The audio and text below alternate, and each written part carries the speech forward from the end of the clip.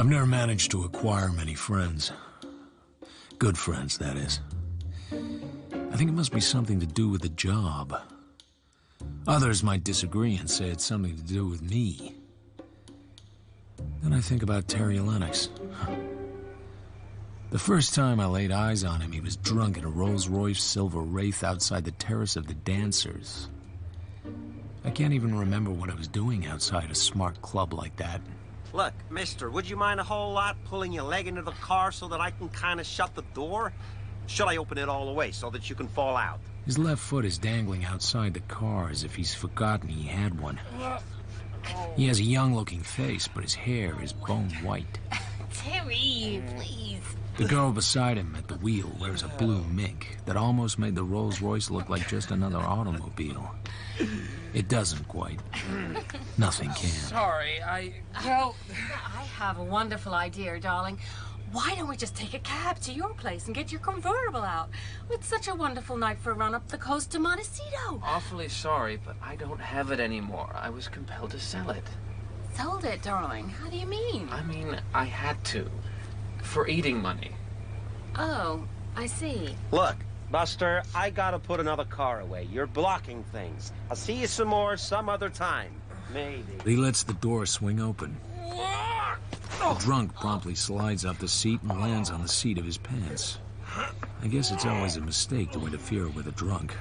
But I get him under the arms and get him up on his feet. Thank you so much. Oh, he gets so goddamn English when he's loaded. Thanks for catching him. Shall I get him in the back of the car? Oh, I'm terribly sorry. I'm late for an engagement. He's just a lost dog. Perhaps you can find a home for him. He's housebroken, more or less. The Rolls clicks down the entrance driveway onto Sunset Boulevard and is gone. Well, that's one way of doing it. Sure. Just look at those curves and all. Why waste it on a lush? Do you know him? I heard the dame call him Terry. Otherwise, I don't know him from a cow's caboose. Get my car, will you? The white coat helps me to get the guy into the front seat. I feel like I've been holding up a sack of lead. Thanks very much. He's the politest drunk I've ever met. They're all bums. Looks like this one had a plastic job. He's right. The right side of my new friend is frozen and whitish and seamed with thin, fine scars. The skin has a glossy look along the scars. A plastic job, and a pretty drastic one. What you aim to do with him? Take him home and sober him up enough to tell me where he lives. Okay, sucker. If it was me, I'd just drop him in the gutter and keep going. Good advice. But of course I didn't take it. Black coffee. I think you need it. Thanks very much. How come I'm here? I brought you to my apartment. You squiffed out of the dancers in a Rolls. Your girlfriend ditched you. No doubt she was entirely justified. Are you English? Oh, I lived there. I wasn't born there. If I might call a taxi, I'll take myself off. You've got one waiting. Well, that's very kind of you, but My name's Philip Marlowe. Just don't take me for granted. Of course not. I'm sorry to be such a nuisance. His apartment was small and stuffy and impersonal. He might have moved in that afternoon. He was a little shaky and a little shy, but polite as hell. There was no reason why I should ever see him again. He was just a lost dog, like the girl said. Then, the week after Thanksgiving, I did see him again. 3 blocks from my office building, there's a cop car double parked, and the cops inside are staring at something over by a shop window on the sidewalk. The something is Terry Lennox. He hasn't shaved for 4 or 5 days, and his eyes are like holes poked in a snowbank. The cops are about to pounce.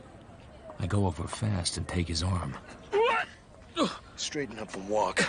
Can you make it? Are you stinko? I have been. Right now, I guess I'm just a little empty. Okay, but make with the feet. You're halfway into the drunk tank already. Just a minute, Matt. What have we got here? This is an emergency. My friend is sick. Yeah, so I see. Is this gentleman in the soil laundry a real close friend of yours? Close enough for me to know he needs a friend. He's not drunk. His name is Terry Lennox. He works in pictures. That's nice. I'd say he didn't work too much lately, though. I'd say he didn't sleep indoors too much lately. Maybe we ought to take him in. Hey, come on. Your arrest record can't be that low. Not in Hollywood. Okay, let me talk to you now, buddy. What is your friend's name? Philip Marlowe. He lives on Yucca Avenue, Laurel Canyon. Well, you could have just told him. Yeah, I could have, but I didn't. Okay. All right, I'll bite this time. Get him off the street. Come on. It's black coffee. Again. Thanks. Lucky you remembered my name. I made a point of it. I looked you up, too. You're a private investigator. So why not give me a ring? Why should I bother you? Looks like you had to bother somebody. Asking for help doesn't come easy, especially when it's all your own fault. Maybe I'll quit drinking one of these days. They all say that, don't they? I got a feeling about you. Really? We've only met twice, and you've been more than white to me both times. What sort of feeling? A feeling that next time I'll find you in worse trouble than I can get you out of. Maybe it's because of this. The scar. Makes me look a little sinister, I suppose. Maybe that girl didn't walk out on you at the dancers just because you were drunk. Maybe she had a feeling, too. Sylvia, you mean? That's her name? I was married to her once. She's the daughter of Harlan Potter. You've heard of him? Who hasn't? He's a multi-millionaire and a cold-hearted son of a bitch. All Victorian dignity on the outside. Inside, he's as ruthless as a Gestapo thug. I married Sylvia for her money. So, no doubt you're wondering why, if I was down and out and Sylvia has plenty, I couldn't ask her for a few bucks as her ex-husband. Tell me. Did you ever hear of pride? You're killing me, Lennox. Am I? Sorry. It's the pride of someone who has nothing else. I don't go begging to Sylvia. The next time was months later. He walked into my down-at-heel brain emporium. He was changed. Older, very sober and severe, and beautifully calm. He wore an oyster-white raincoat and gloves, and no hat, and his white hair was as smooth as a bird's breast. He talked like we'd seen each other yesterday. Hey, let's go to some quiet bar and have a drink.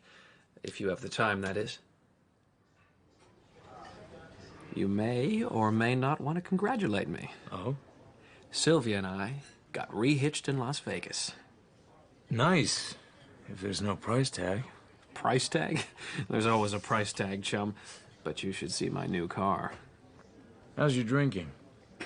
Perfectly elegant. Let me tell you something. These gimlets, they don't know how to make them here. What they call a gimlet is just some lime or lemon juice with gin and a dash of sugar and bitters. A real gimlet is half gin and half Rose's lime juice and nothing else. Beats martinis hollow.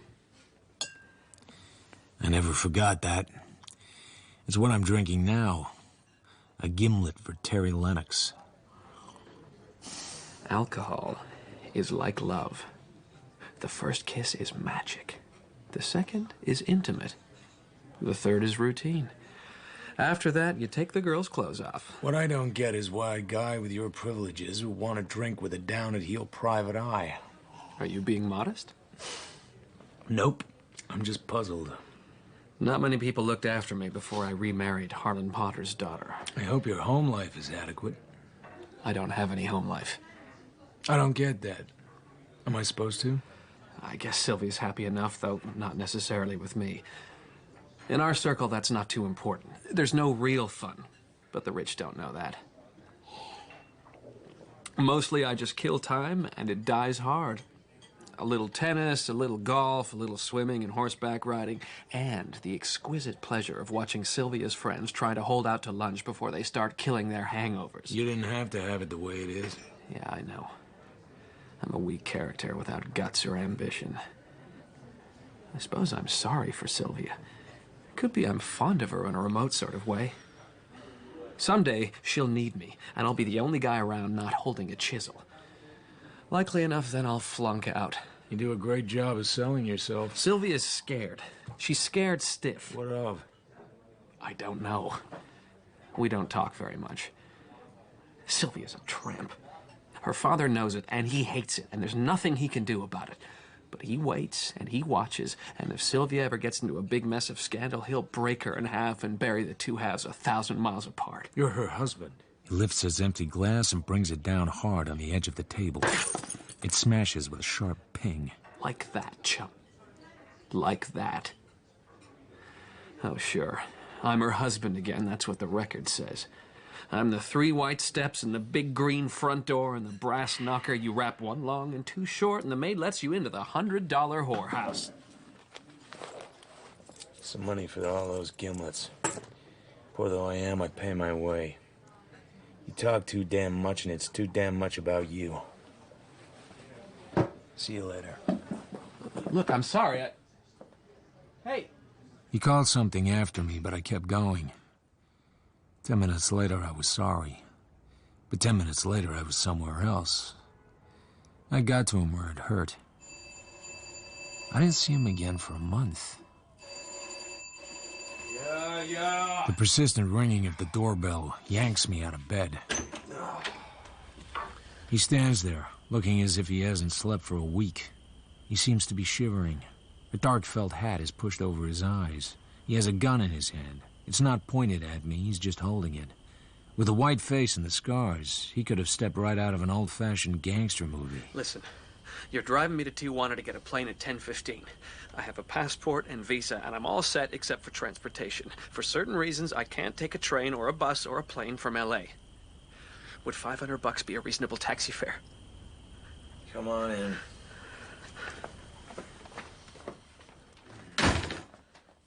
I'm in a great deal of trouble.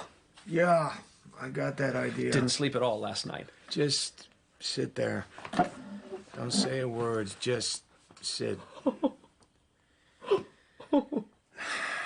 No. Be very careful what you tell me. If you really want me to ride you down to Tijuana, there are 2 things I must not be told. Are you listening? Yes. Thanks very much. 1, if you've committed a crime or anything the law calls a crime, a serious crime, I can't be told about it. 2, if you have essential knowledge that such a crime has been committed, I can't be told about that either. Not if you want me to drive you to Tijuana. That clear? Of course. I'm in a jam. I heard you. I don't want to know what kind of jam. I have a living to earn, a license to protect. I could hold a gun on you. Not to Tijuana, you couldn't. Anyway, I'd look great telling the cops I was so scared I just had to do what you told me, supposing, of course, which I don't know, that there was anything to tell the cops. Listen, it'll be noon or even later before anyone knocks at the door. But by about noon, her maid would knock and go in. Sylvia wouldn't be in her room. There's a big guest house pretty far from the main house. The maid would eventually find her there. I have to be very careful what questions I ask you, Terry. Couldn't she have spent the night away from home? Servants always know. It would be the guest house. Hell, do you think they don't know what goes on? So, the maid would find her... Sylvia, dead drunk, paralyzed, spifflicated, ice to the eyebrows. Of course. That's how it would be. You say you have a passport and a visa?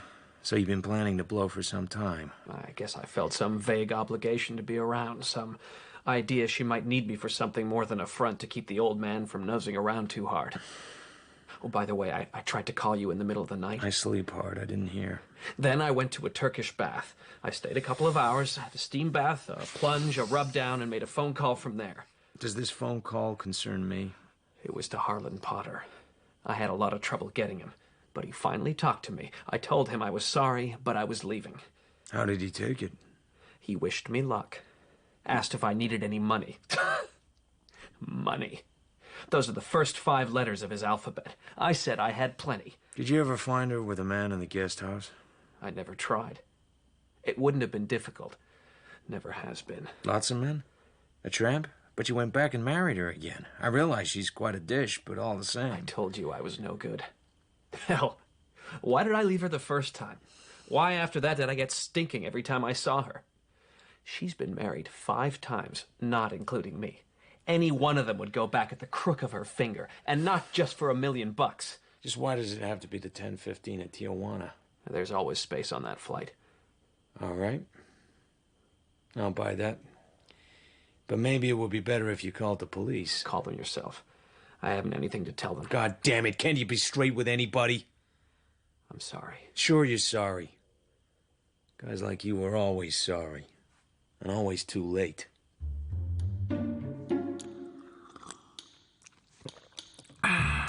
We hardly speak on the way down to Tijuana. I waited while Terry got his ticket. I'm all set. This is where I say goodbye.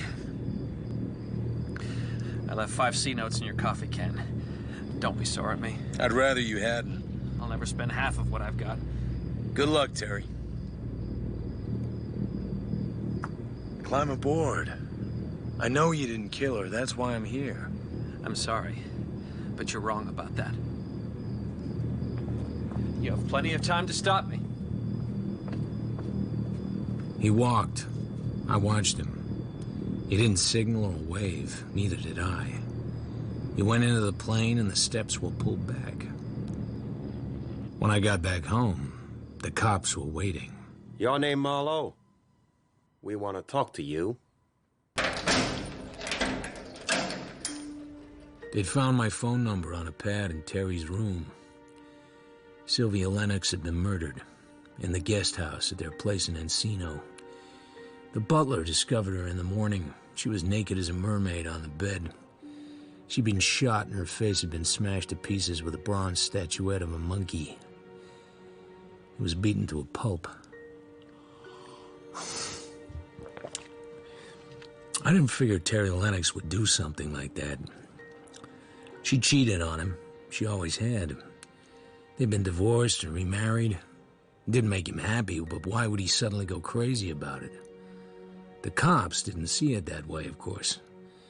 I wouldn't tell them when I'd last seen Terry or what I knew about him, so they jailed me as an accessory to murder. But I wasn't in prison for him. I was in prison for me. No complaints. I'm in a business where people come to me with troubles. How long would they come if some bruiser with a police shield could hold me upside down and drain my guts?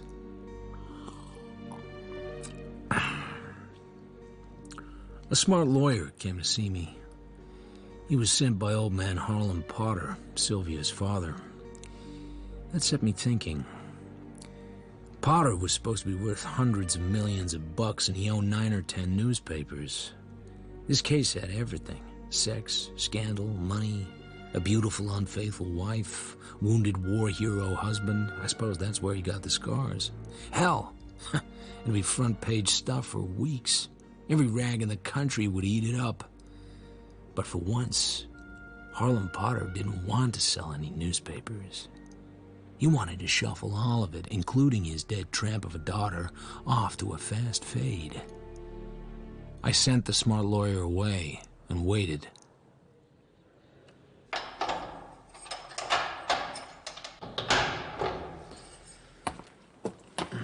They just signed your release order. Oh? Don't thank me. Sometimes I have unpleasant duties. Letting you out's one of them. But why? Terry Lennox was in Mexico all along. Guy with hair and scars like that sort of stands out down there. They told me there'd been sightings of him, as if I cared. Well, maybe this'll make a difference. Lennox case is closed, mister. There ain't any Lennox case. He wrote out a full confession this afternoon in his hotel room and shot himself. You know, Tata Clan, if you're interested. Come on, Buster. Move. Get out of that goddamn cell. Man likes to get home nights once in a while. So now there wasn't going to be a trial. Very convenient for Harlan Potter. I went back to my office and my job. I thought about Terry Lennox in a detached sort of way. He was already receding into the distance, white hair and scarred face and weak charm, and his particular brand of pride. I couldn't judge or analyze him. He was like somebody you meet on board ship and get to know very well, but never really know at all. Except other people wouldn't let me forget him. The telephone and the door buzzer go at the same time.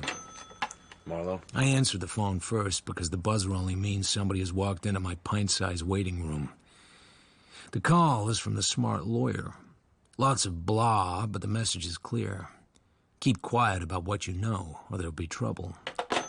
So I wiped the scowl off my face and opened the communicating door into my waiting room. What can I do for you? Tarzan on a big red scooter. What? You, Marlowe. Tarzan on a big red scooter. Did the cops rough you up very much? Here and there. What makes it your business? Oh, you are small time. Very small time. He has thick, dark, wavy hair. He's tanned, very dark. He looks up with bird-bright eyes and smiles under a hairline mustache. His tie was a dark maroon, tied in a pointed bow over a sparkling white shirt. How much you making a month, Marlowe? Hmm? You're a peanut grafter. You're so little it takes a magnifying glass to see you. In my book, you're a nickel's worth of nothing. Know who I am, cheapie? Your name is Menendez. The boys call you Mendy. You operate on the Strip. Yeah. Oh, how'd I get so big? I wouldn't know. You probably started out as a pimp in a Mexican whorehouse. I'm a big, bad man, Marlowe.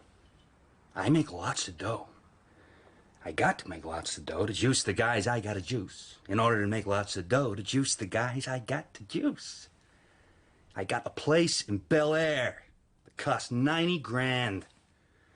I got a lovely platinum blonde wife, 2 kids in private school back east. Best food, best drinks, best hotel suites.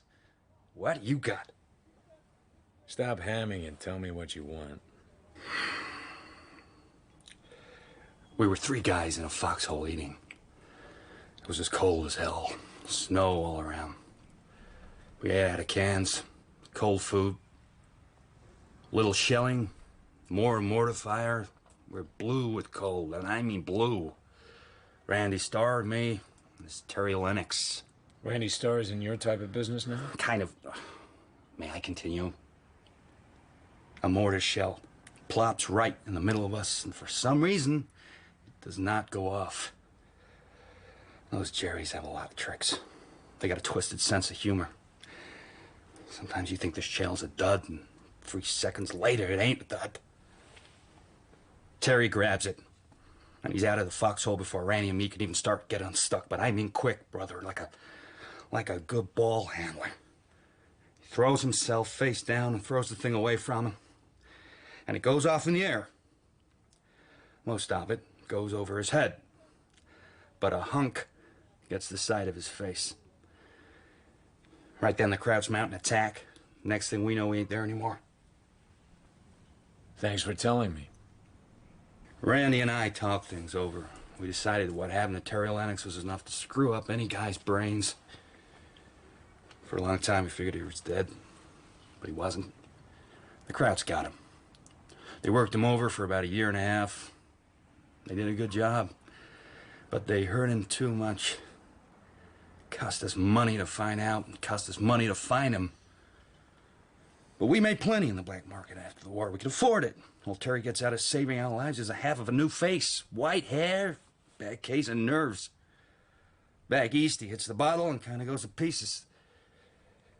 I got connections in Mexico that could have buried him forever. I could have got him out of the country faster than a card sharp can stack a deck. But he goes crying to you. Makes me sorry. A cheapie. A guy cops can push around. The cops can push anybody around. What do you want me to do about it? Just lay off. Lay off what? Trying to make yourself dough or publicity out of the Lennox case. It's finished. Wrapped up. Terry's dead and we don't want him bothered anymore. The guy suffered too much. You and Harlem Potter's expensive lawyer. What are you talking about? Do you care? I'm not looking for publicity and nobody's offered me any dough. Why should they and for what? Don't kid me, Marlowe. You didn't spend 3 days in the freezer just because you're a sweetheart. You got paid off. The Lennox case is closed. And it stays closed. Even if Terry didn't kill her? Well, I'd like to go along with you on that, cheapie, but it doesn't make any sense. But if it did make sense, and Terry wanted it that way, then that's how it stays. This is getting monotonous. All tough guys are monotonous. You got everything and you got nothing. You're just sitting there looking at yourself. No wonder Terry didn't come to you for help. It would have been like borrowing money from a whore. Oh, I'm sorry you said that, cheapie. You could crack wise once too often. I remember that I sat down and spent a little time wondering why a fairly important racketeer would think it worth his time to come in person to my office and warn me to keep my nose clean, just after I'd received a similar, though differently expressed warning from Mr. Harlan Potter's smart lawyer. I might have wondered longer if the phone hadn't started ringing again. Mr. Philip Marlowe? Yes? My name's Howard Spencer. I'm the representative of a New York publishing house. I'm here in California on a brief business trip. There's a problem I'd like to discuss with you. Could you meet me in the bar of the Ritz Beverly Hotel at 11 a.m. tomorrow? What sort of problem? Rather a delicate one, but entirely ethical. If we don't agree, I shall expect to pay you for your time, naturally. Did someone I know recommend me to you? Somebody who knows you, including your recent brush with the law, Mr. Marlowe. My business, however, has nothing to do with that tragic affair. It's just that, well, let's discuss it over a drink rather than over the telephone. The call had nothing to do with anything so far as I knew. How could I guess that in the end it'd have something to do with Terry Lennox? After all, he was dead, wasn't he? Just then, a letter through the box. It has Correo Aéreo on it and a flock of Mexican stamps. It begins without date and without preamble. I'm sitting beside a second-floor window in a room in a not-too-clean hotel in a town called Otadoclan. It must have been written just before he shot himself. I want you to have this money because I don't need it, and the local gendarmerie would swipe it for sure. It's not intended to buy anything. Call it an apology for having caused you so much trouble. I might have killed her, and perhaps I did, but I never could have done the other thing. That kind of brutality is not in my line. So, something is very sour. Forget about it. And me. But first, drink a gimlet for me at Victor's. And the next time you make coffee, pour me a cup, and put some bourbon in it, and light me a cigarette, and out it beside the cup. And after that, forget the whole thing. Terry Lennox, over and out. So even he's asking me to forget. Was that why he phoned Harlan Potter on the night of his wife's death? Inside is a portrait of Madison. A portrait of Madison is a $5,000 bill. I'd never seen one before. Lots of people who work in banks haven't either. I sit there. I look at it for a long time. I do what he asked. When his cigarette has stopped smoking and is just a dead butt, I drop it in the garbage can. That's that. It doesn't seem quite enough to do for $5,000. The Ritz Beverly bar is pretty empty, and this high-powered publisher man is already 20 minutes late. I'll wait half an hour, and then I'll leave. It never pays to let the customer make all the rules. Just then, a dream walks in. Her hair is the pale gold of a fairy princess. She's slim and quite tall in a white linen tailor-made with a black and white polka dot scarf around her. The old waiter has the table pulled out in a way no waiter has ever pulled a table out for me. She sits and thanks him with a smile so gentle, so exquisitely pure, he's damn near paralyzed. She orders something, and he hurries away like a guy who really has a mission in life. Mr. Marlowe, I'm Howard Spencer.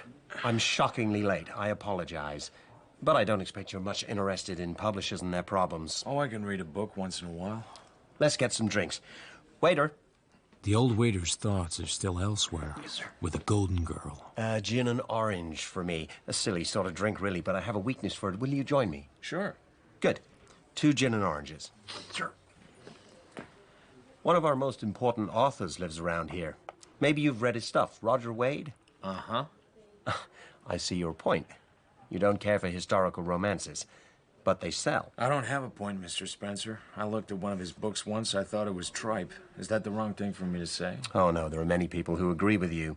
But the point is that he's an automatic bestseller. And every publisher has to have a couple with the way costs are now. So what's your problem? We're in bad trouble with Roger Wade. He can't finish a book. He's losing his grip, and there's something behind it. The man seems to be going to pieces. Wild fits of drinking and temper. Your drink, sir. Thank you. Every once in a while, he disappears for days on end. Not very long ago, he threw his wife downstairs, put her in the hospital with 5 broken ribs. I realize this sounds like a job for a psychiatrist. Mrs. Wade disagrees. She's convinced that he's perfectly sane, but that something is worrying him to death. A blackmailer, for instance. Something from his past may have caught up with him. We don't know what it is, and we want to know. In the meantime, Mrs. Wade has to be protected. He might kill her the next time. You don't want a detective. You want a magician. How could I be there at exactly the right time? Nor am I in the market for being a male nurse. A male nurse wouldn't be any use. Roger Wade's not the kind of man to accept one. He's a very talented guy who's been jarred loose from his self-control. Also, he's damn dangerous. He has a guilty secret and he tries to drown it in alcohol. It's not my kind of problem, Mr. Spencer. But if you want me to, I'll go see the man and try and size him up. But my guess is he'll throw me out of the house. No, Mr. Marlowe, I don't think he'd do that. On the contrary, I think he might like you. I look up into a pair of violet eyes. It's her. This is really a dish. Please, don't get up. I know I owe you an apology, but it seemed important to me to have a chance to observe you before I introduce myself. I'm Eileen Wade. He's not interested, Eileen. I disagree. What I said, or meant to say, was that I didn't think I could do any good. And it might be a hell of a mistake for me to try. If you're afraid of your husband, I suggest you move out. Nobody could protect you 24 hours a day from your own husband. You can't buy destiny. You're deciding too soon. You can't judge people by what they do. If you judge them at all, it must be by what they are. Did Howard tell you he hadn't seen my husband this visit? Eileen, what has this got to do with... Because my husband has been missing for 3 days. I don't know where he is. I've come here to ask you to find him and bring him home. This isn't the first time this has happened? No. I brought you a check for $500, Mr. Marlowe. Will you accept it as a retainer? Why? You said he's been gone 3 days. Takes 3 or 4 to sober a man and get some food in him. Won't he come back the way he did before? Or does something make this time different? Eileen, you don't have to answer. He can't stand much more of this, Mr. Marlowe. It'll kill him. The intervals are getting shorter. I'm badly worried. I'm worse than worried. I'm scared. It's unnatural. We've been married for 5 years. Roger was always a drinker, but he's not a psychopathic drinker. Something's all wrong. I want him found. Any idea why he drinks? Maybe it's me. Men fall out of love with their wives. Or maybe he's fallen out of love with the kind of stuff he writes. Yeah, that's possible, too. So his blackmail, as Mr. Spencer suggested. We just don't know. So will you take the job? Eileen, maybe I should handle the negotiations. No, thank you. What do you say, Mr. Marlowe? I don't want your money, Mrs. Wade. You want him found, you're worried, you're more than worried. So how do I go about finding him? Well, when he's drunk, he types himself notes, then screws them up and puts them in the wastebasket. There's one that I found which may mean something. Here. I do not like you, Dr. V, but right now you're the man for me. We don't know any doctor with a name beginning that way. If he is a doctor. So what do you say, Mr. Marlowe? Okay. I'll try to find Dr. V. I don't know just how, but I'll do my best. Take the check home with you, Mrs. Wade, and I'd rather have it from Mr. Wade. He's not going to like what I do in any case.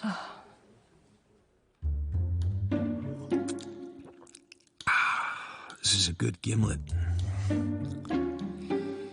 It should have been hard, but in fact it was easy. Maybe that should have made me suspicious. There weren't many legitimate doctors whose name began with V, and only one of them fitted the picture. A Dr. Veringer, who ran a sort of art colony for writers and such, who want seclusion and a congenial atmosphere. He called himself doctor, but he didn't practice medicine. The setup was pretty weird. A few days longer and Roger Wade would have been signing checks to pay for the drug habits of Dr. Veringer's boyfriend. But I got him out of there, much to the chagrin of Dr. Veringer and the boyfriend. Wade was big and pale, and he needed a shave. He handled me like a baby. He hardly left me alone for fear Earl would come in and beat me up. He took every dime I had in my pockets. You probably told him to. You on Veringer's side? Skip it. This is just a job for me. The turnoff is pretty close now. By the way, you haven't told me your name. Philip Marlowe. Nice name. Wait a minute. You the guy that was mixed up with Lennox? Yeah? I knew her. A little. Sylvia Lennox, I mean. Queer business, that. The law boys gave you the rough edge, didn't they? Maybe you don't like to talk about it. Could be. Why would it interest you? Hell, I'm a writer. Sounds like quite a story. Take tonight off. You must be still feeling pretty weak. Okay, Marlowe, okay. You don't like me, I get it. I don't either like you or dislike you. I don't know you. Your wife asked me to find you and bring you home. When I deliver you at your house, I'm through. Why she picked on me, I couldn't say. Like I said, it's just a job. How much is she paying you? We didn't discuss it. Whatever it is, it's not enough. I owe you a lot of thanks. You did a great job, chum. I wasn't worth the trouble. That's just the way you feel tonight. You know something, Marlowe? I could get to like you. You're a bit of a bastard like me. Can you make it without help? Of course. Aren't you coming in for a drink or something? Not tonight, thanks. I'll wait here until you're in the house. Okay. He's made a lot of money. It's a huge property by a lake in Idle Valley. All that and a gorgeous wife. I'm ready to leave when Eileen Wade appears. I keep going and she starts to run, so I have to stop. I cut the lights and get out of the car. Did you have a lot of trouble? I've had a great deal more. Please, come into the house and tell me all about it. I'm sorry, Mrs. Wade. Good night. Oh, you must be tired. Don't you want a drink yourself? Thank you, but no. So you knew Sylvia Lennox. Was that why you wanted to hire me? I knew who? Sylvia Lennox. Oh, that was the girl that was murdered. No, I didn't know her personally. I knew who she was. Didn't I tell you that? Sorry, I've forgotten just what you did tell me. Did Roger say something? Well, I ought to go in and see if he needs anything. And if you won't come in... I'll leave you with this. I kiss her hard on the lips. She doesn't fight, and she doesn't respond. You shouldn't have done that. That was wrong. You're too nice a person. Sure, very wrong. But I've been such a nice, well-behaved gun dog all day long. You know something? I believed you knew where he was all along. Or at least knew the name of Dr. Veringer. You just wanted to get me involved with him, tangled up with him, so I'd feel a sense of responsibility to look after him. Or am I crazy? That is the most outrageous nonsense I've ever listened to. Wait a minute. That kiss won't leave a scar. You just think it will. And don't tell me I'm a nice person. I'd rather be a heel. Why? If I hadn't been a nice guy to Terry Lennox, he'd still be alive. How can you be so sure? I wish I could persuade you to come in. I love my husband. Not as a young girl loves, perhaps, but I love him. The man I loved then is dead. He died in the war. His name, strangely enough, has the same initials as yours. I still can't quite believe he's dead, which is just very silly of me. I become aware that we're being watched from the front door. A slender, neat, good-looking Mexican boy. Who's the boy? Oh, it's Candy. He's our butler. I didn't realize he was there. Good night, Mr. Marlowe. And, thank you so much for almost everything.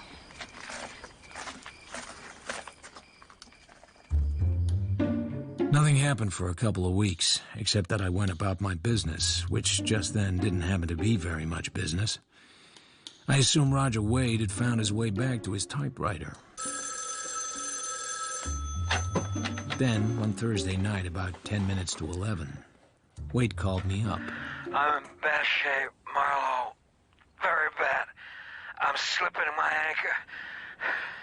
Can you make it out here in a hurry? Sure, but let me talk to Mrs. Wade a minute. Wade, you there? In 5 minutes, I'm on the way. She's alone in the house with a drunken maniac. She's lying at the bottom of the stairs with her neck broken. She's cowering behind a locked door. When I get there, it's not like that at all. Lights are on all over the house, and she's standing calmly in the open doorway with a cigarette in her mouth. If there was any excitement around there, I'd brought it with me. I didn't realize he'd called you. Where's he now? He fell down. He must have tipped the chair too far back. He's done it before. He cut his head on something. There's a little blood, not much. Well, that's fine. We wouldn't want a whole lot of blood. Where's he now, I asked you? Out there somewhere. By the edge of the road or in the bushes along the fence. Christ's sake, didn't you look? No, I didn't look. I've had all of it I can take. You find him. He's lying on his side in the shadow of the hibiscus. He has a fast, thumping pulse, and his breathing is unnatural. Something at the back of his head is sticky. I slap his face a couple of times, but he doesn't come to. Finally, I get him hoisted into a fireman's lift position and plow across the lawn to the open front door. It seems about the same distance as a round trip to Siam. Can you get him up to bed? Not without help. Where's Candy? Well, this is his day off, but he ought to be home soon. I'll go and see. He has a room by the garage. Wade's probably just drunk. The cut on the back of his head looks superficial, but you never know. Eileen's back in a minute with the Mexican boy. Senor? Candy, help Mr. Marlowe carry my husband upstairs. He fell and hurt himself. I'm sorry to trouble you. De nada, senora. Well, I think I'll say goodnight. I'm tired out. Candy will get you anything you want. Some doll, eh? You stay the night? Hardly. It's lástima. She's very lonely, that one. Get that gleam out of your eye, kid. Let's put this to bed. You take the feet. La senora. You knock very light. Maybe she lets you in. I don't say anything because I needed him. I wait till we've dumped Wade on the bed.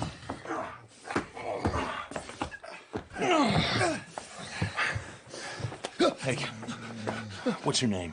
My name is Juan Garcia de Soto y Sotomayor. Well, listen, Don Juan. Just don't get out of line around here. Keep your nose and mouth clean when you talk about the people you work for. He jerks loose and steps back, his black eyes hot with anger. His hand slips inside his shirt and comes out with a knife. Cuidado, senor. Nobody fools with me. It's done very fast. The knife sails through the air and lands quivering in the window of the doorframe. Then he plucks the knife out, tosses it in the air, spins on his toes, and catches it behind him. With a snap, it disappears under his shirt. Like I said, be careful, senor. Neat. But it might just get you a broken elbow. Like this. I take hold of his right wrist, jerk him off balance, and bring my bent forearm up under the back of his elbow joint. I bear down on it, using my forearm as a fulcrum. One hard jerk, and your elbow joint cracks. You're out of commission as a knife thrower for several months. Make the jerk a little harder, and you'll be through permanently. Now take Mr. Wade's shoes off. Good trick. I will remember. We undress Wade in silence. He's still sweaty and still snoring. Candy digs out a pair of green and silver pajamas. Somebody's got to take care of him. I go change my clothes. Get some sleep. I'll take care of him. I can call you if I need you. You better take care of him good. Very good.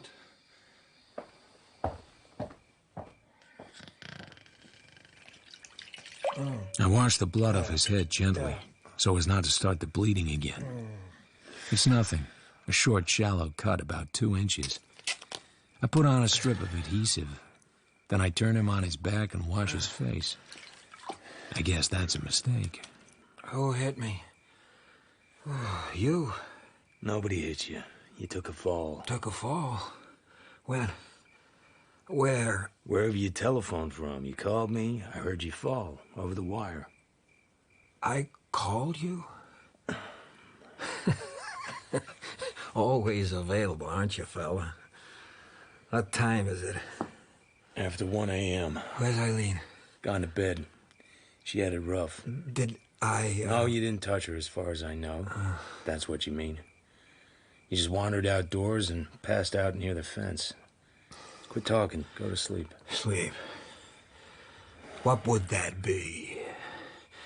If I had a 10-year-old kid, which God forbid, the brat would be asking me, what are you running away from when you get drunk, Daddy? From what I gather, this is rather recent.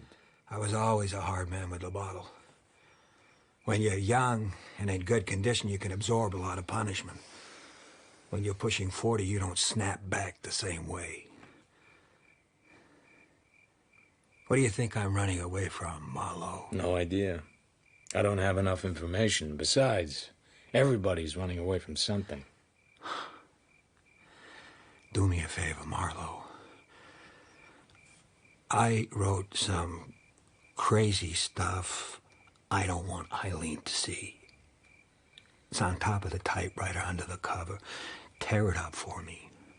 Sure. That all you remember? Eileen is all right. Positive about that? Yeah. She's just tired. Let her ride, Wade. Stop thinking. Stop thinking. The man says, stop thinking. Stop dreaming. Stop loving. Stop hating. Good night, sweet prince. If you'll be so kind, I'll take a couple of those pills in the drawer in the night table.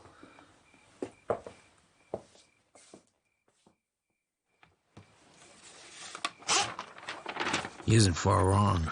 This really is crazy stuff. The moon's 4 days of the full, and there's a square patch of moonlight on the wall, and it's looking at me like a big, blind, milky eye. A walleye.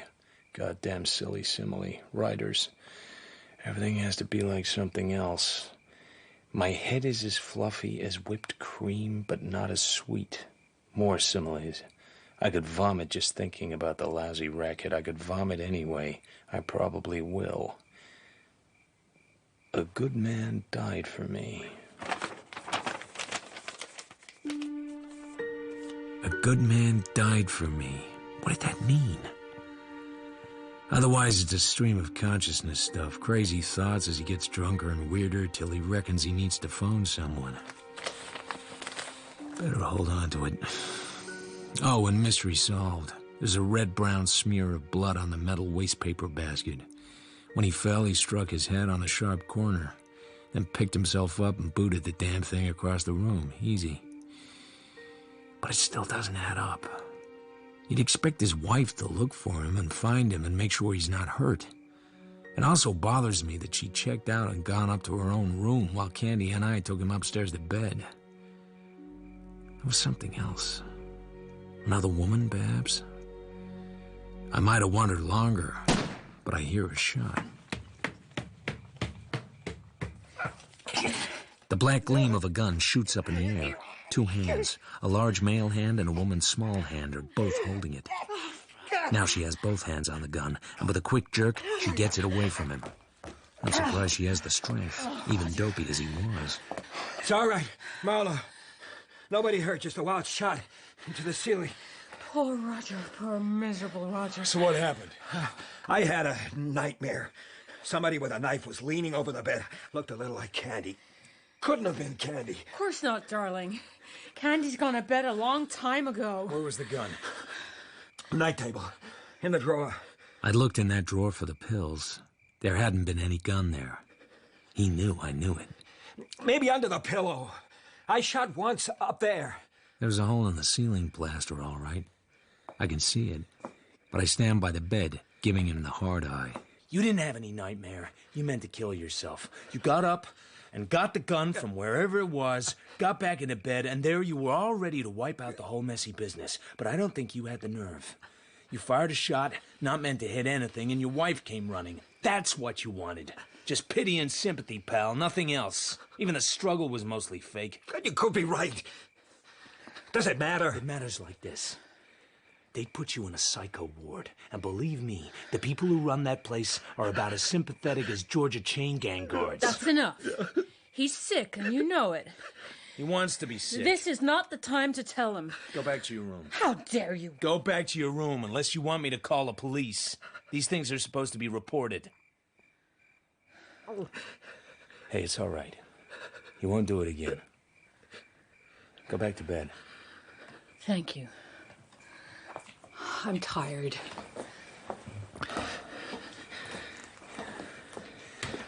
Nobody can stop you from killing yourself if you really want to. I realize that.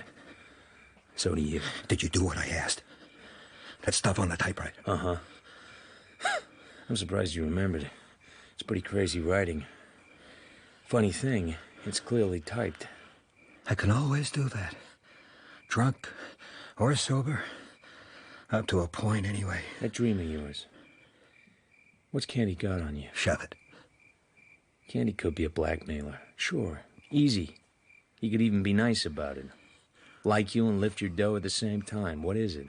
A woman? I'm not the first loving husband who has been an adulterer. It doesn't make me a murderer. Leave me alone, damn you. Leave me alone.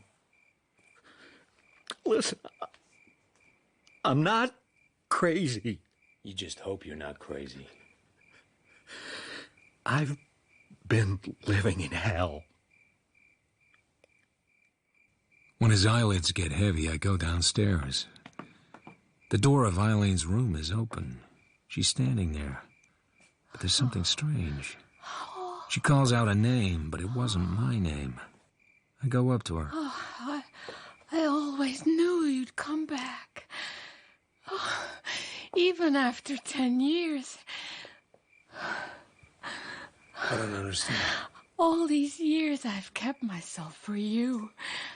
Oh, shut the door. I shut the door.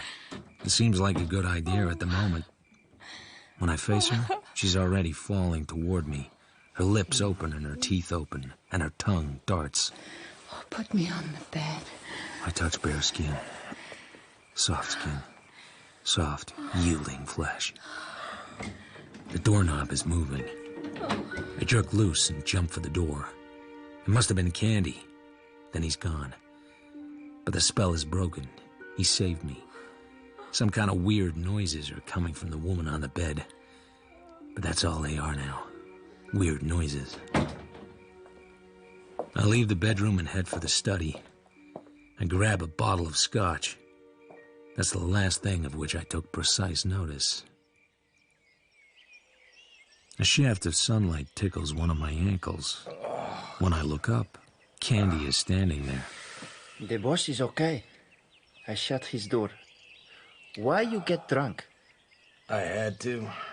Didn't make her, huh? Got tossed out on your can, Seamus. Have it your own way. I take care of the boss. You making it pay? Oh, yes. Good money. How much on the side? For not spilling what you know. No entiendo. You understand, all right. How much she shaking for? You give me a couple of $100, and I don't tell the boss you come out of her room last night. Forget it. You don't have anything to sell. Just don't come around anymore, tough guy. Don't worry. I'm leaving. Forget the coffee. Eileen Wade is in the living room. She looks at me with complete surprise.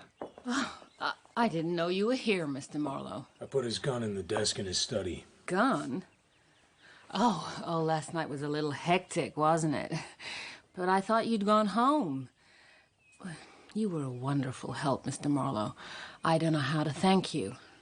Then I see the gold chain round her neck, and some kind of fancy pendant in gold and blue on white enamel. It takes me time to realize it's some kind of military emblem. I had a very curious dream in the night. Someone I used to know was here in the house, someone who's been dead for 10 years. That's why I'm wearing this today. He gave it to me. I had a curious dream myself, but I'm not telling mine. Let me know how Roger gets on and if there's anything I can do. Oh, oh, I wasn't expecting you to make love to me. I'm glad. So just what did you expect of me, Mrs. Wade, in the beginning when you first persuaded me to go hunting? Why me? What have I got to offer? You kept faith. I'm touched. But it's a damn poor reason, because what I did, keeping faith, is something even a fool doesn't do twice. You know, this is getting to be a very enigmatic conversation. You're a very enigmatic person, Mrs. Wade. You don't really want to save him, do you? You just want to look as if you're trying to save him. That was a very beastly thing to say to me. I needed to say it. Then I left. The wife was crazy, and the husband, well, maybe he killed Sylvia Lennox in a drunken rage and let Terry Lennox take the rap. I was tired of them all.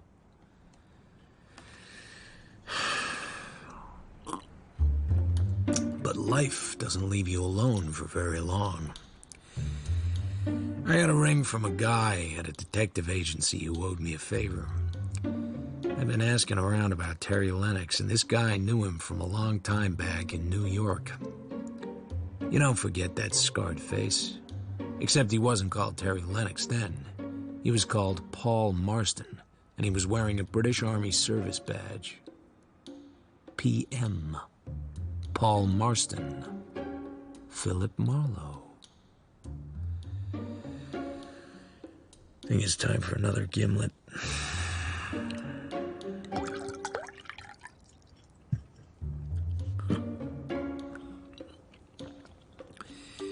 Why do I never walk away? Maybe owning my portrait of Madison made me even more crazy. I contacted a detective agency in London, gave them the lowdown, and asked them to find anything they could about Paul Marston. Then I get a call from Roger Wade asking me to lunch, and like a fool, I went.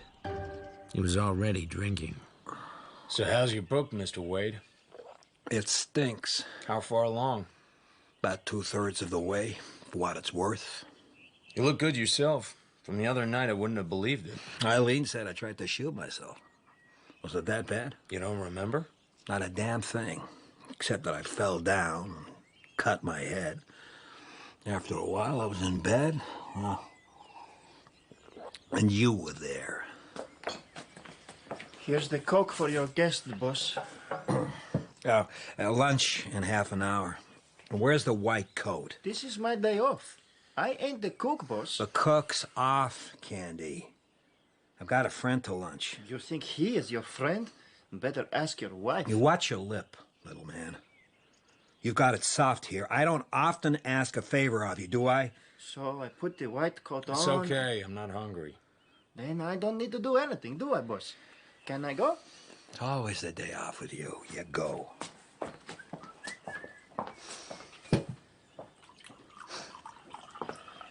I'm paying that guy too much money. He's spoiled. Wages or something on the side? Candy's not blackmailing me. He likes me. Maybe you better get drunk again after all. You might remember a lot of things you pretend not to remember. What are you talking about? You told me you were an adulterous husband. Oh, is that it? I suppose you think I killed Sylvia Lennox and let Terry take the rap. She was a tramp, all right. Anybody tell you that. But you don't beat a woman's head in just because she's a tramp. She wasn't killed with that bronze thing, so the cops said. She was shot through the head with her own gun. She maybe had a gun, but I didn't know she'd been shot. Didn't know or didn't remember? What are you trying to do to me, Marlowe? What do you want me to do? Tell my wife? Tell the police? What good would it do? You wrote that a good man died for you. All I meant was that if there'd been any real investigation, I might have been identified as one, but only one of the possible suspects. Would have finished me in several ways. What's eating you is that you're not sure yourself. It's not an argument to say you don't beat a woman's head in because she's a tramp. That's exactly what somebody did do. And the guy who got the credit for the job seems to me a lot less likely than you. You know something? Yeah, you're a pretty ruthless son of a bitch. Yeah, you'd do anything to find out what you want. You'd even make love to my wife while I was helpless drunk. You believe everything that knife thrower tells you? Not everything, no. It's a pretty color whiskey, isn't it? To cease upon the midnight with no pain. How does that go on? Oh, sorry. You wouldn't know. Too literary. You're some kind of dick, aren't you? You mind telling me why you're here? Goodness me. A check for $1,000 made out to Philip Marlowe for services rendered. Want it? Seems I signed it. Foolish of me. I'm a gullible chap. Stop acting. Where's your wife? My wife will be home in due course. No doubt by that time I shall be passed out and she can entertain you at her leisure. Where's the gun? Not sure. It's not in the desk. Look. Probably Eileen has hidden it. Listen, Wade, I asked you where your wife was, not for my benefit, friend, for yours. Somebody has got to look after you, and I'll be goddamned if it's gonna be me. You know, maybe the amount on this check is too small. Your services come very high. Even $1,000 and my wife fails to satisfy you. I'm leaving. But why? You wanted me to remember, huh? Well, here in the bottle is my memory. Stick around, pal. Okay, here's for starters. Ever heard of anybody called Paul Marston? Never did. Who's he? I'll stick around for a while. Till your wife gets back, but not in here. I'll be in the living room. If you need me, just smash a chair against the wall. Your wish is my command.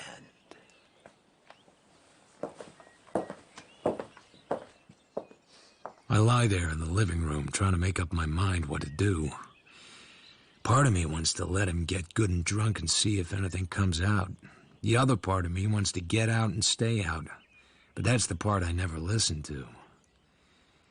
Every now and then I go back to the study. He's just sitting there staring at nothing, the scotch bottle getting emptier and emptier. And he's on to the second, then he's asleep. I figure I'll wait until his wife gets home. I go outside onto the patio. I need to feel free of all this. There's a guy fooling around in his speedboat. That's what rich guys do. The waves are still lapping up when I go back into the house. Then I hear the front doorbell. Nobody answers it, so I do. I'm sorry, I forgot my key. Oh, I'm sorry. I just got back. I thought it was Roger or Candy. Is anything wrong? Well, there's been a little drinking been done. Not bad. He's asleep on the couch in the study. He called you? Yeah, but not for that. He asked me to lunch, but I'm afraid we didn't have any. Did you hide the gun? Why are you asking? I've had some rather strange experiences in this house. Guns going off, drunks on the front lawn, lovely women wrapping their arms around me and talking as if I was somebody else, Mexican houseboys throwing knives. It's a pity about that gun. Well, I'll just go see if Roger's all right. No, I'll go. He was on his side. There was a pool of blood, and in that pool lay the pistol. The side of his face was a smeared mask. He must have fired while the speedboat was making such a din. There was no note. I guess writers don't always seize the opportunity. Oh, my God. Oh, my God, he's finally done it. Yeah, he's finally done it. Oh, Roger, poor Roger, what can we do? Call the police. Why didn't you stop him? Why? Why? Oh, There was something very wrong, but I didn't know what it was. Sometimes I think I would like to be rich. If you're rich, everything can be arranged. Candy could have made trouble, but he didn't. Eileen gave a great inquest. She spoke in a low, clear voice which even the amplifier couldn't spoil. The verdict was suicide. What else? But I'm crazy. I kept on asking questions. Questions of the cops, some of whom were still my friends. Questions of Menendez. He kept on calling me cheapy, but it was a small price to pay for finding out what happened in the war. And because I'm a crazy guy, I paid for English detectives to tell me things. I was waiting for things to make sense. Then Spencer, Wade's agent, gave me a call. He was in town and he wanted to talk to me. It was a pretty hard blow for us all, Wade's death. I couldn't but notice that your name seemed to be involved. I'm here to see Mrs. Wade, and I wondered if you'd be able to fill me in on... What's there to talk about? The inquest is over, with remarkably little publicity. Yes, but that's why I wondered if you Let me guess why you're visiting the widow. You want to see if he finished the book, and if there are any other juicy tidbits you can scoop up and publish. Well, of course. With a writer as important as Roger Wade, we must consider his legacy. And the profits from it. But I'm also concerned about Mrs. Wade. You seem very hostile, Mr. Marlowe. Have you spoken to Eileen at all? Not since she blamed me for not preventing her husband's death. She made life quite difficult for me with the police, then dropped the whole matter at the inquest. She's probably still very upset. She talked to the coroner and never batted an eyelid. So, I take it you're not going to help me out at all before I meet Eileen tomorrow. I'll drive you to Idle Valley. I'd like to see Mrs. Wade myself. I don't understand. It doesn't sound like she wants to see you. I know she doesn't. I can get in on your ticket. That wouldn't be very diplomatic of me, would it? She's told you she doesn't want to see me? Not in so many words. Things don't add up. Are you going to explain? I prefer to explain in front of Mrs. Wade. I'd like to have somebody along with me as a witness. A witness? To what? You'll hear it in front of her, or you won't hear it at all. Then I won't hear it at all. You're probably doing the right thing, Spencer. You want that book of Wade's, if it can be used. And you want to be a nice guy, both laudable ambitions. I don't share either of them. The best of luck to you, and goodbye. Now, just a minute, Marlowe. Are you saying there is some mystery about Roger Wade's death? No mystery at all. He was shot through the head with a Webley hammerless revolver. Didn't you see the inquest? Yes, but... Listen, there are a few things I don't like, nor do my police friends. Why did Roger leave no note when he was a writing fool? Why did he bother to pick the moment when a speedboat was going by and I couldn't hear the gun go off? Why did she forget her house keys so she had to be let into the house? Why did she leave him alone on a day that Candy and the cook weren't going to be there? She said at the inquest she didn't know I was going to be there. If she did, those two cancel out. My God, are you telling me Eileen is suspected? I mean, why not suspect you? You were there all afternoon. There could have been only a few minutes when she could have done it. And she said she'd forgotten her house keys. That worries me, too. What motive could I have? Is the police investigation still going? Couldn't say. One thing is sure. They'll know by now whether he had drunk enough hooch to pass out. If he had, there may still be trouble. And you want to talk to her in the presence of a witness? That's right. That means only one of two things to me, Marlowe. Either you were badly scared or you think she ought to be. I'm not scared. I hope to God you're crazy. Next day, we drive to Wade's house. Candy lets us in. He scowls, but he doesn't say anything. It's so good to see you, Howard, and so nice of you to come all this way. Roger's typescript's all ready. Oh, I didn't realize you were bringing someone with you. Marlowe drove me out. Also, he wanted to see you. I can't imagine why. It's gonna take a little time. Oh, then perhaps you'd both better take a seat. Now, what exactly was it you wanted to see me about, Mr. Marlowe? Oh, this and that. I see you wearing that pendant again. I often wear it. It was given to me by a very dear friend a long time ago. Yeah, you told me. It's a British military badge of some sort, isn't it? It's a jeweler's reproduction of one. Eileen was in London all through the Blitz. She couldn't get away. The man who gave it to me was lost soon afterwards, in that terrible year of 1940. He was in love with me. And you were in love with him? It was a long time ago, and there was a war. Strange things happen. They do indeed. Things get confused. Sure. Like who you got married to. Guys I know in England sent me this. It's a certified copy of a marriage certificate. The date of the marriage is August 1942. The parties named are Paul Edward Marston and Eileen Victoria Samsel. The man's name was a fake, because in the Army, you have to get permission to get married. In the Army, he had another name. I have his whole Army history. It's a wonder to me that people never seem to realize that all you have to do is ask. But he was dead. Long before I met Roger. Why could it possibly matter? How many Paul Marstons would you say had one side of their faces smashed by a delayed action mortar shell and show the scars and marks of the plastic surgery that repaired the damage? How many Paul Marstons would you say had saved the lives of a couple of tough gamblers named Mindy Menendez and Randy Starr on the same occasion? They're still around. They've got good memories. They can talk when it suits them. Why ham it up anymore? Paul Marston and Terry Lennox were the same man. It can be proved beyond any shadow of doubt. Eileen? Well, why don't you... I saw him once, Howard. Just once. I didn't speak to him at all. Nor he to me. His hair was white and his face... It wasn't quite the same face. I used to pretend to myself that I'd find him again... But as he had been, eager, young, and unspoiled. But to find him married to that red-headed whore, that was disgusting. Roger, I could forgive. He drank, he worried about his work, and he hated himself because he was a mercenary hack. He was just a husband. Paul was either much more, or he was nothing. In the end, he was just nothing. I wouldn't say he was just nothing. Yeah, less than nothing.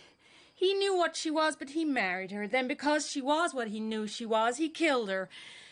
And then he ran away and killed himself. He didn't kill her, and you know it. Roger killed her, and you also know that. Did he tell you? He didn't have to. But he would have told me or someone else in time. It was tearing him in pieces not to. No, Mr. Marlowe. Roger didn't know he'd killed her. He'd blacked out completely. He knew something was wrong, and he tried to bring it to the surface, but he couldn't. Perhaps in the last moments of his life it did come back. But not until then. I don't believe this about Roger. He was no more psycho than I am. When he was drunk, he blacked out. I was there. I saw him do it. Eileen, don't say anything. She's gonna tell us about it. Just listen. She can't stop herself now. I spied on them. I should be ashamed of that, but I'm ashamed of nothing. Poor Roger, he was too drunk to be a satisfactory lover. She came out after him screaming and naked, waving some kind of small statuette. And she used the filthiest language to humiliate him, and he was drunk. He'd had sudden spells of violence, and he had one then. He tore the statuette out of her hand. There must have been a lot of blood. Blood? Oh. When I got him back home in my car, he was very quiet. He wasn't drunk then. There was blood on his hair and all over the front of his coat. I cleaned him as best I could, and I put him to bed, and then I drove to the Chatsworth Reservoir, and you can guess what I did with a suitcase full of bloody clothes and towels. While I was away, he must have got up and drank a lot of whiskey, and then the next morning, he didn't remember a thing. And what about Terry Lennox? Paul Marston, that is. Roger wrote something in his papers. He said a good man had died for him. Does that make sense to you? Well, everything seemed to happen at once about that time. The papers were full of it, and then Paul was missing, and then he was dead in Mexico. And after all, Roger was still my husband. What was Marlowe supposed to do in all this? It was your idea to get him involved. I was afraid of Roger, and afraid for him. Mr. Marlowe was Paul's friend, almost the last person to see him who knew him, and Paul might have told him something, and I had to be sure. See, if he was dangerous, I wanted him on my side, and if he found out the truth, there might still be some way to save Roger. Eileen, this isn't making sense. I was afraid, Howard. Can't you understand that? I was living in the house with a murderer who might be a maniac. But Marlowe didn't take on the job of looking after him, so you were still alone. Then Roger fired the gun, and for a week after that, you were alone with him again. Then Roger killed himself only this time. Very conveniently, it was Marlowe who was alone with him. Well, what of it? Could I help that? Apparently the police suspected you. They still do. All they need is a motive. It looks to me like they might be able to put one together now. I think you'd both better leave my house. The sooner the better. Well, did you or didn't you? Did I or didn't I what? Shoot Roger. I was out. I'd forgotten my keys. I had a ring to get into the house. He was dead when I got home. All that is known. What's got into you, for God's sake? Eileen, this has worried me from the start. I've stayed in this house 20 times. I've never known that front door to be locked during the daytime. So I shot my own husband? Assuming that he was your husband, you had another when you married him. Thank you, Mr. Marlowe. Thank you, Howard. Roger's last book, his swan song, is there in front of you. Take it and go. And I think you'd better call the police and tell them what you both think. Now, I'm very tired, and I have a headache. Just a moment, Mrs. Wade. Let's finish the job. No sense in being bitter. That suitcase you threw into the Chatsworth Reservoir, was it heavy? It was very heavy, of course.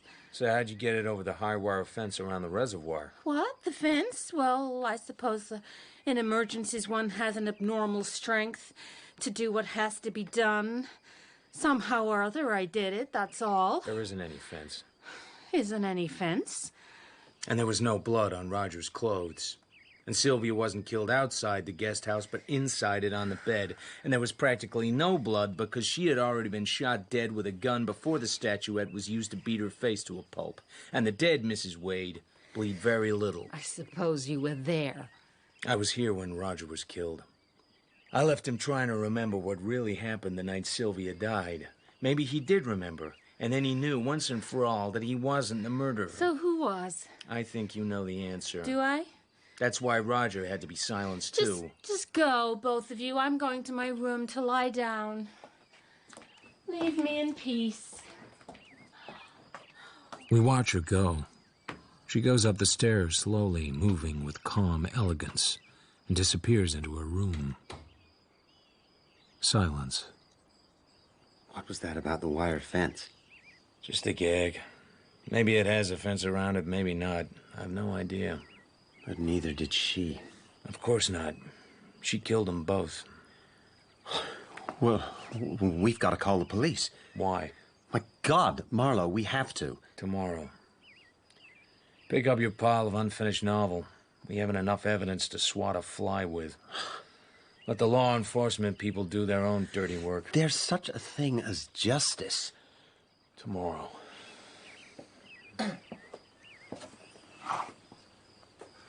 Un millón de perdones, señor. I was wrong about you. She killed the boss. I think I... No hard feelings, Candy. The senora is very tired. She's gone to her room. I show you out. Now, I've been thinking she must be a little insane. I guess they'll never convict her. They won't even try. But she doesn't know that. I went home, but I couldn't sleep. I seemed to hear a steady ticking somewhere, but there wasn't anything in the house to tick. The ticking was in my head. I was a one-man death watch. Yeah? This is Candy, señor. Good morning, Candy. La señora está muerta. Dead. What a cold, black, noiseless word it is in any language. The lady is dead.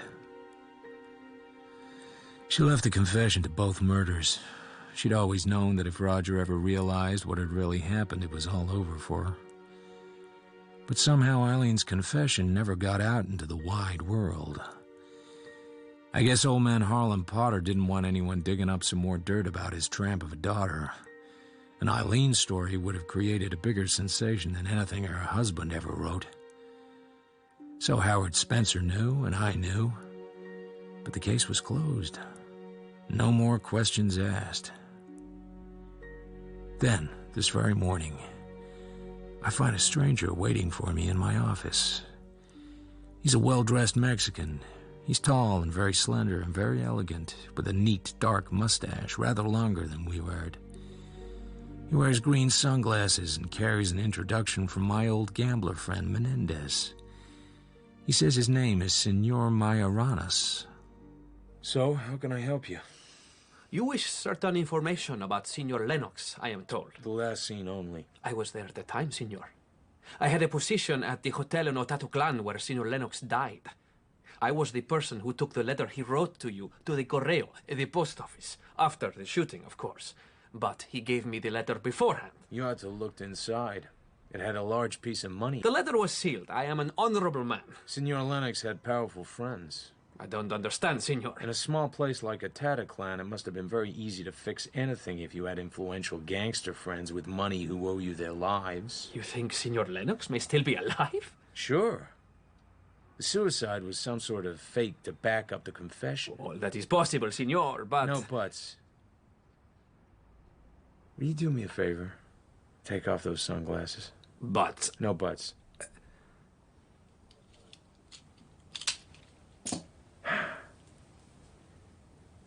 They've done a wonderful job on you, Terry, courtesy of your rich gambler friends. But nobody can change the color of a man's eyes. I suppose it's too early for a gimlet. Far too early. You knew who killed Sylvia. Of course. It was Eileen.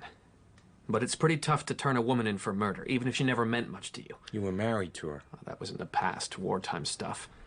It wouldn't have suited either of you to be exposed as bigamists. Too much to lose. Was Harlan Potter in on all this? He didn't care so long as I kept my mouth shut. That was the message. He didn't care who killed his daughter as long as the scandal didn't come out. He's a cold-hearted bastard, and my guess is that he believes I'm dead. A part of the reason I left the confession was to keep him off my back. Who would tell him otherwise? Unless you did. What I'd tell him you could fold into a blade of grass. So, what about that gimlet?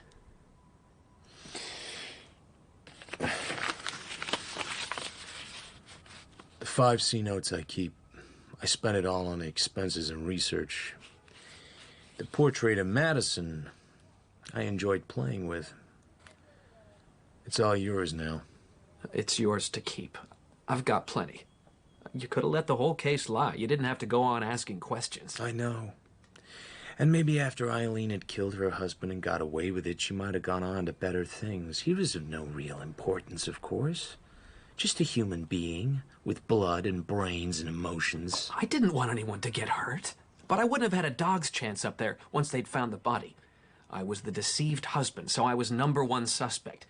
The can of worms had bigamy inside as well as murder. Did I think about Roger Wade? Of course not. A man can't figure every angle that quick. I was scared, and I ran. What should I have done? I don't know. Eileen had a mad streak. I knew that back in the Blitz when I was wild about her. She might have killed him anyway. Yeah, she might. Well, thaw out a little. Let's go have a drink somewhere. We were pretty good friends once. Were we? I forget.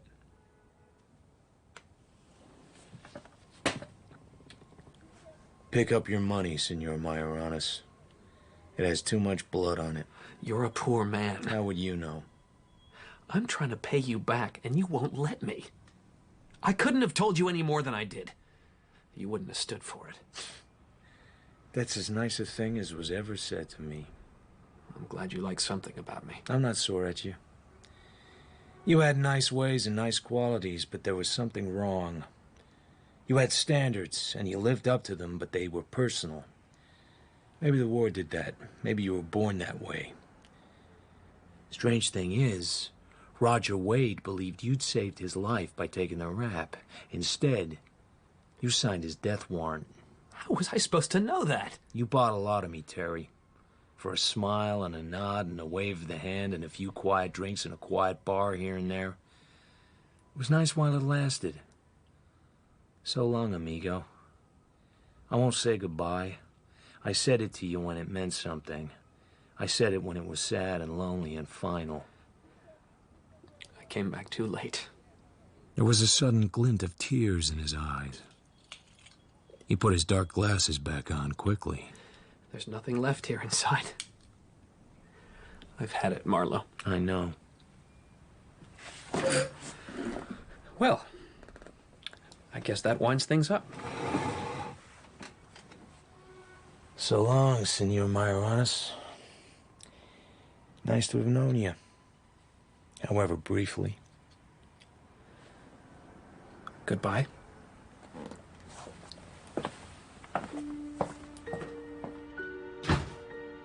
So here I am, drinking the gimlet I wouldn't drink with him.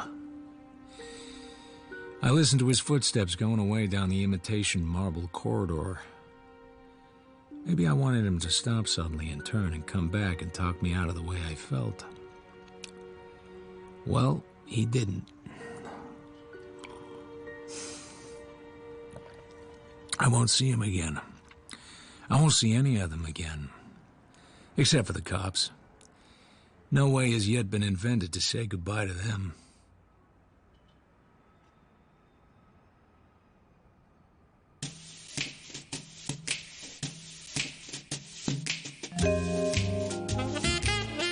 In The Long Goodbye by Raymond Chandler, dramatized by Stephen Wyatt.